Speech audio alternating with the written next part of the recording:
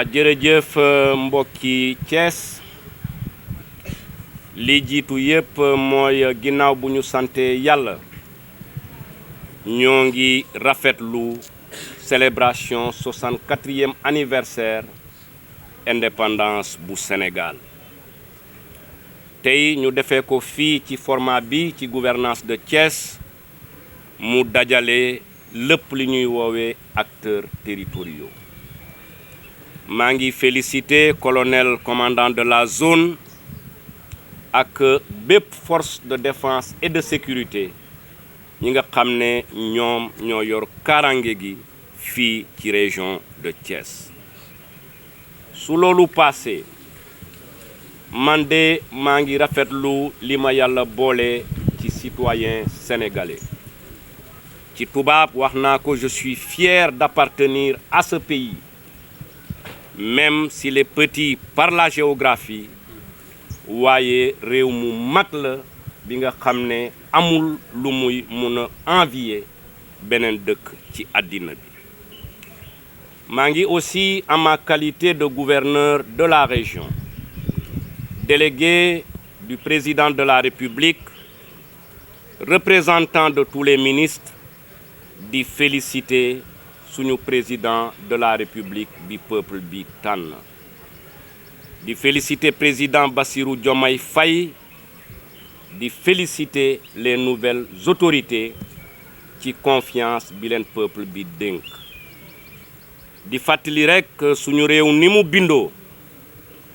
au niveau territorial à l'échelon territorial gouverneur moo yor la mise en œuvre des politiques publiques te bu sobee yàlla toutes les nouvelles politiques publiques bi autorité bi définir engagé wu nañu pour mettre ko en œuvre de la manière la plus responsable pour que ñu mun a saafara jafe-jafe sénégalais yi vraiment di sant yàlla ni mu ñu jàppale ñu génn ci li ñu romb tey ñoo ngi ni ci dal ci calme ak ci yégoo di célébrer suñu bés bu am solo bi li ci des pour wàllu Thiès région de Thiès ginnaaw bu ñu leen santé ci collaboration bi ñu am ci ñetti weer yi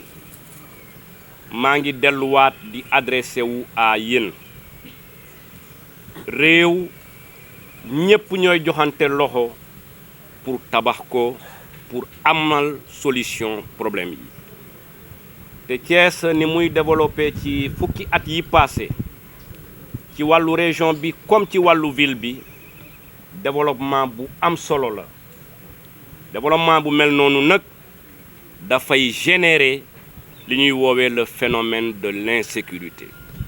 ñun ñëpp constaté nañ ko ñun ci suñu wàllu bopp muy gendarmerie muy police muy service de renseignement mën naa leen certifier que nelawuñu tooguñu guddi ak bëccëg ñoo ngi ci terrain bi mais kilifa aussi dafay waxante dëgg ak ñi ko yàlla boole prise en charge question sécuritaire boobu suñu newee dañ koy bàyyi uniquement ci loxo takk der yi dina am lu des nit nag moom mooy jóg pour saafara li nga xam ne daf ko metti wala daf koy déranger li ma mus a gëm mooy bande d'agresseurs yi ak ñii di commettre insécurité mënuñu ñu ëpp doole mënuñu ñu ëpp fit suñu décider ak suñu farlo donc waxoon naa ko déjà maa ngi lancé waat encore un appel à toutes les populations commencé ko ci maire de commune yi ci délégué de quartier yi ci jeunesse bi ci organisation de la société civile ak ci yéen presse bi ngeen ànd ak ñun ñu sóobu ci lutte bi ñuy engagé contre defkatu lu ñaaw li donc ci loolu man am naa conviction parce que nekk naa préfet ay département yu bëri yàlla aussi baaxee na ma diriger naa quelques régions saa yu population yi jógee ci seen biir quartier yi dinañu mun a dàq ñi di def ñaawteef dinañu mun a combattre efficacement l'insécurité. Donc ensemble avec les forces de défense et de sécurité population yi nañu jóg pour que ñu mun a rendre la région de Thiès une région sûre mun a rendre les quartiers de Thiès des quartiers sûrs te loolu dafa am solo bi mooy bu ñu réussir combat boobu investisseur bu jóg dina ñëw installé wu fii mais suñu croiser les bras ba bàyyi ay samba boy di jël le dessus sur nous et sur les populations investisseur du fi ñëw te loolu dafa baaxul du ma tudd tur mais ñun ñëpp ñoo ngi seetaan benn dëkk boo xam ne dafa bàyyi boppam ba mu tollu heure bi foo xam ne ay gang ñoom ñooy diriger réew moomu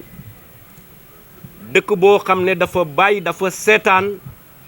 ba gang yi jël ay dimension yi nga xam ne premier ministre dafa tukki ñu ne ko doo ñibbisi suñu dëkk Sénégal war na mun a teel a jóg pour éviter loolu te il faut ñu am une coalition très forte de tous les acteurs pour mun a xeex mbirum agresseurs yi ak mbirum defkat lu ñaaw yi maa ngi leen di sant di leen gërëm. Je voudrais tout d'abord qu'il me soit permis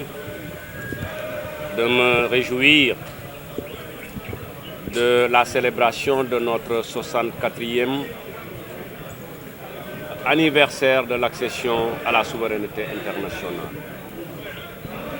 Et ensuite, féliciter le colonel commandant de la zone militaire, de même que l'ensemble des forces de défense et de sécurité pour l'organisation impeccable de cette cérémonie de levée des couleurs.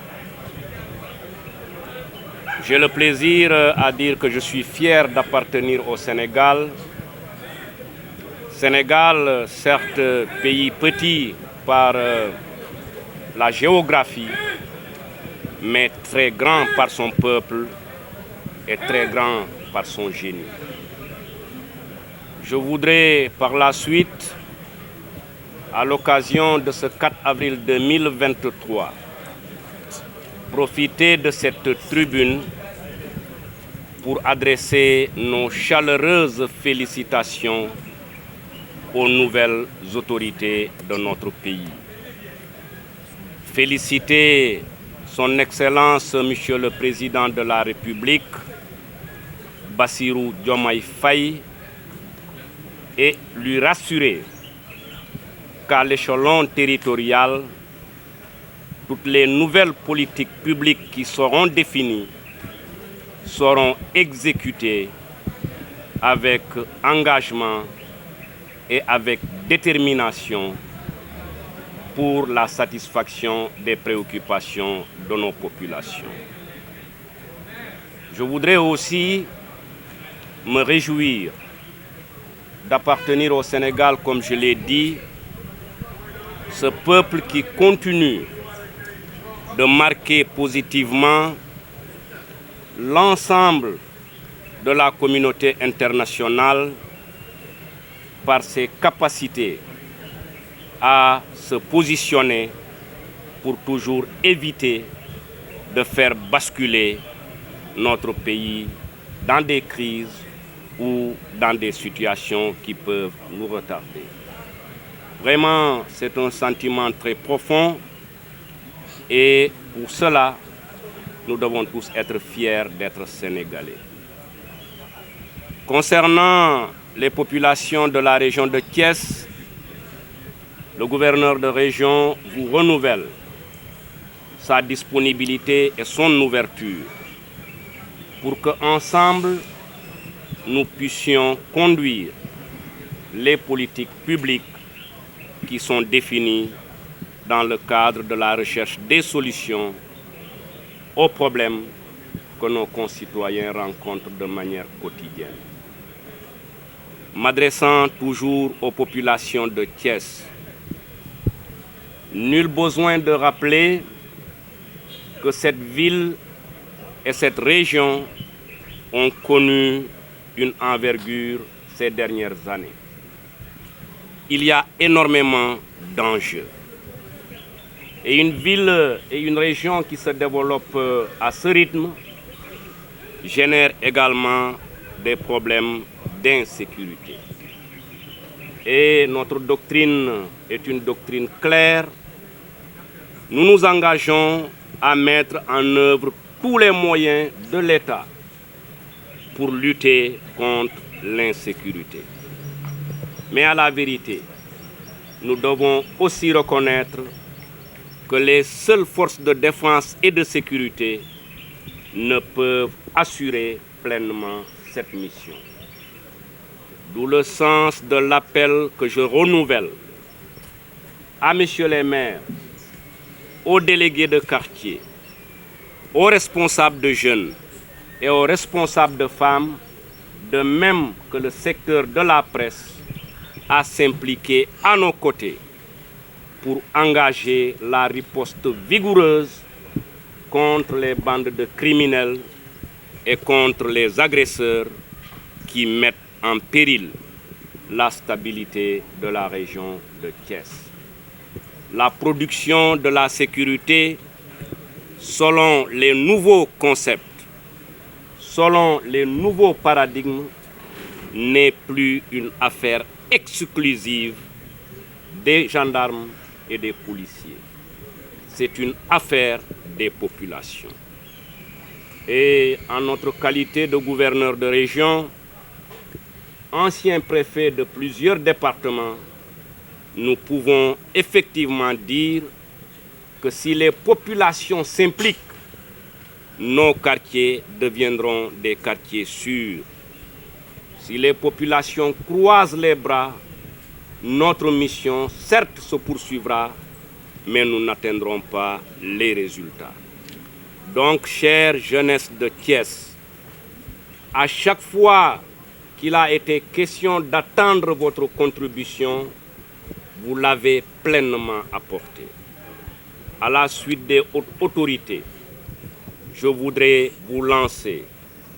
un appel sur 2 points.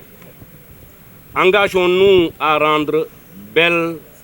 propre notre région de Thiès par des actions citoyennes. Mais engageons-nous aussi avec détermination à sortir les agresseurs et les personnes mal intentionnées de nos différents quartiers et de nos différentes communes. Je vous remercie de votre aimable attention.